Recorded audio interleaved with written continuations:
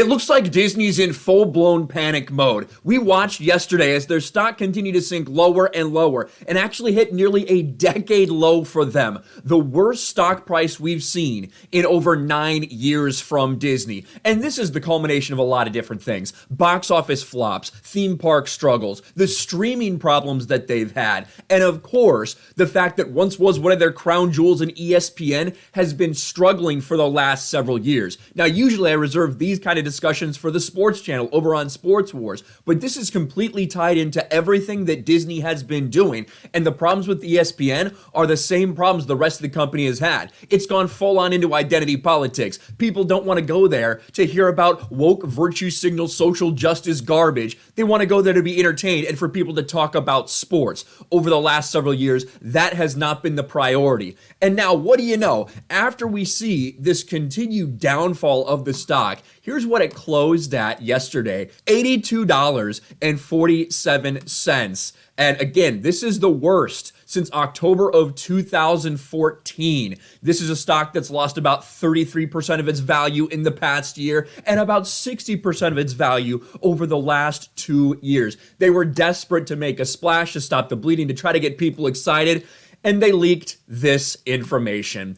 Amazon in talks with Disney about ESPN streaming partnership, the information reports. Now, Disney's made it very clear they're willing to move some of these pieces, potentially even sell some of these pieces. They have said repeatedly they're not interested in selling at least all of ESPN, but they would be willing to find a partner for ESPN to get an influx of cash, a minority stake in ESPN that would allow them to do something else and create yet another streaming platform for Disney. Keep in mind, if this happens, if they do create yet another streaming platform, that would be Disney Plus, Hulu Plus. They already have something called ESPN Plus, which has over 25 million subscribers. Now you're talking about something else. And this is all in an effort to recoup some of that money that they lose each and every time someone cancels their cable bill. Disney has been benefiting. ESPN has been benefiting big time. I think for every cable subscription in the United States, ESPN gets a big cut of that, not from you watching ESPN or anything like that, simply from you having it because of the way all of the distribution works for those funds, because ESPN's in such big demand typically. They get something like $13.5 for every single person who has cable. That's a lot of money. That's a lot of money that have coming in every month, but that's money that's decreasing each and every year. Now, you hear that they want to do a streaming service that's just all about sports, and they might be partnering with Amazon to do it. And we'll see how that works. Amazon is in early talks with Disney about working on the streaming version of ESPN it's developing while possibly taking a minority stake in the sports network, the information reported Thursday, citing people familiar with the matter. What a surprise, your stock hits a decade low and this suddenly leaks out after closing bell. Disney and ESPN are still in the midst of determining the appropriate price for a new service, the report says.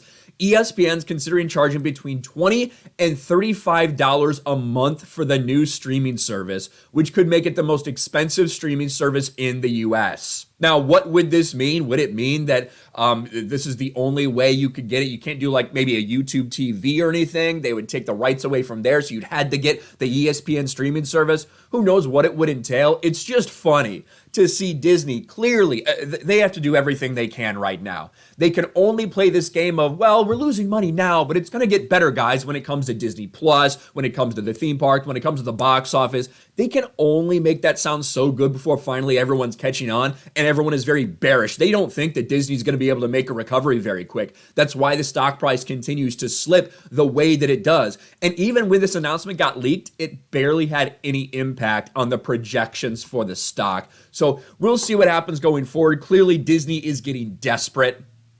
Check. What do you guys think? Let me know in the comments section below. Smash a like button, subscribe to the channel, ring the bell for notifications, share this video out there, and I'll talk to you later.